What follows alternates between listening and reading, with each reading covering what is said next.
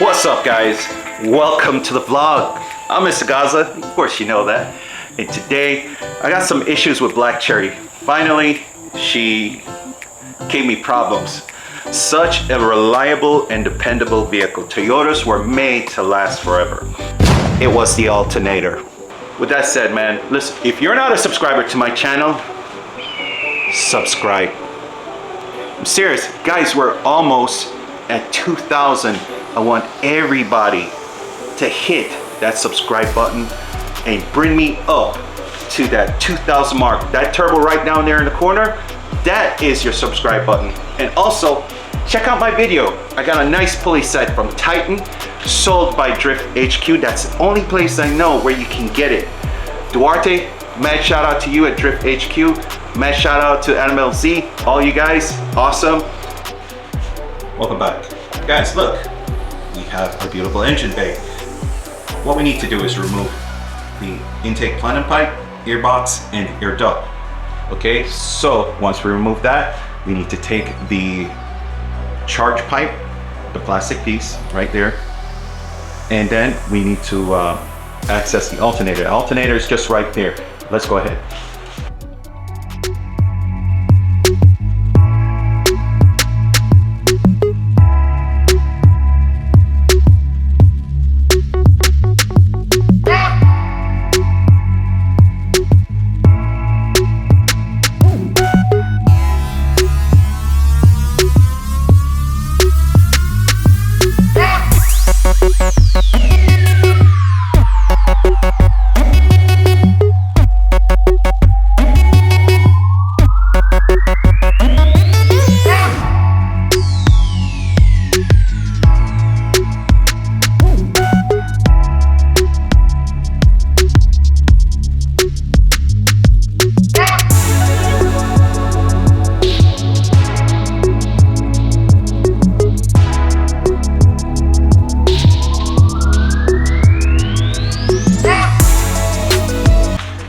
Okay, unplug this. Now we gotta go disconnect the battery. The battery's right over there. We're gonna disconnect it. Always the ground.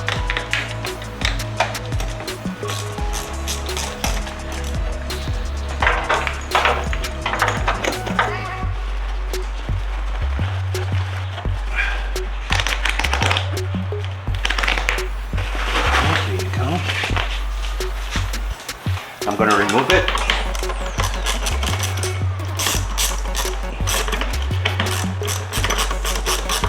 Take your time. If you can use a socket on these clamps, use it. I do not recommend your screwdrivers because you over torque it and probably strip the screw heads easily. Oh, I know, we got a boost leak here. Huh. Okay. We got a boost leak. Let's see here.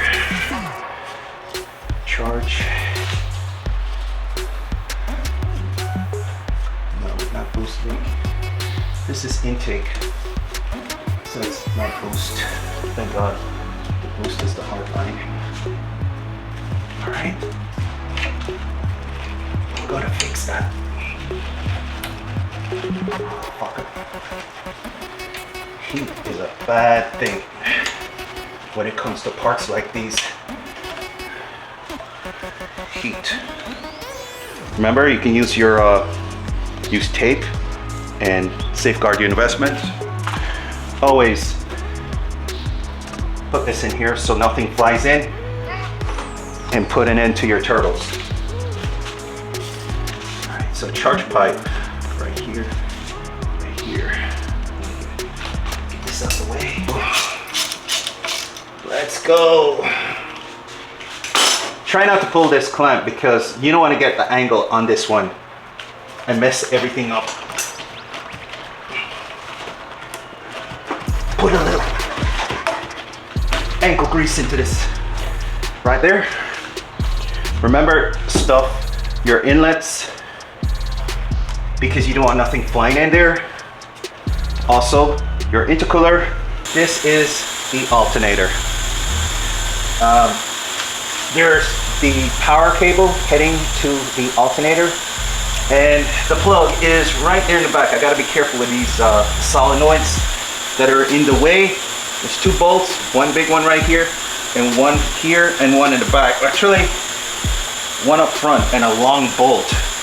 So that I have to, hopefully I grab both of them at the same time, or I can just pull it out. Loosen one and then pull. Yeah, I have that socket for that. But it's pretty simple. This alternator came with the car. You can see some crud on there. That's from dust flowing through the alternator for cooling. And I'm going to use this one, take it to the auto store and match up. So we're going to head straight to the tension pulley right here with a breaker bar and a 14mm socket, and loosen up that belt and show you. I hope the lighting is good for you guys.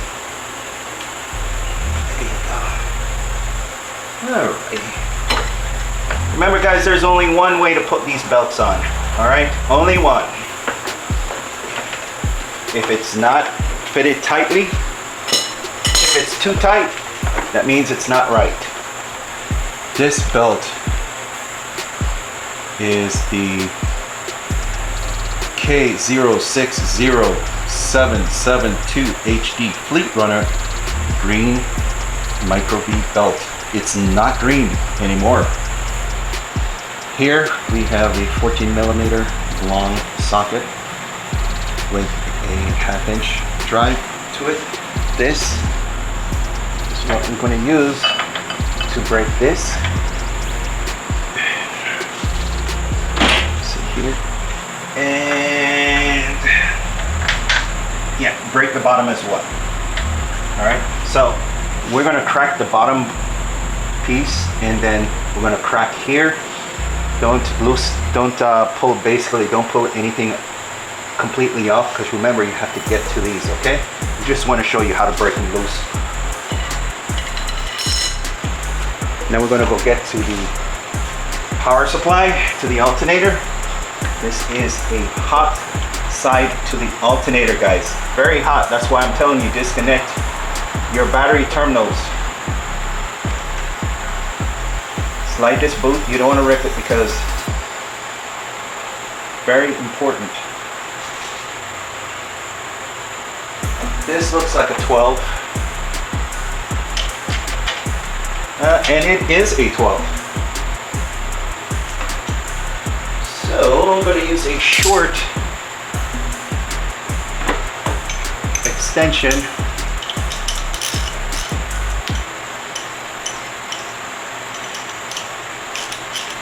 Pull it off. Put that to the side. And there is a plug. Let's see here. Yep, there's a plug right here. Alternator plugs. Oh, right here. This is a 3-pin alternator. I am so happy it is it, because the regular alternator from the GS300 is also a 3-pin alternator. I am so happy for that. Oh, Toyota, you're the best. All right, now we're going to remove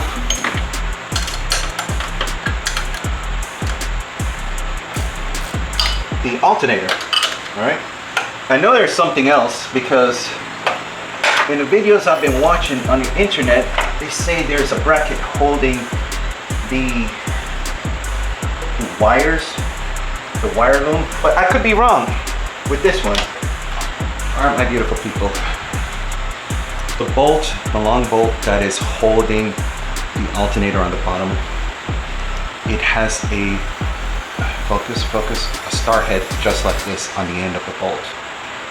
This is a E8 focus,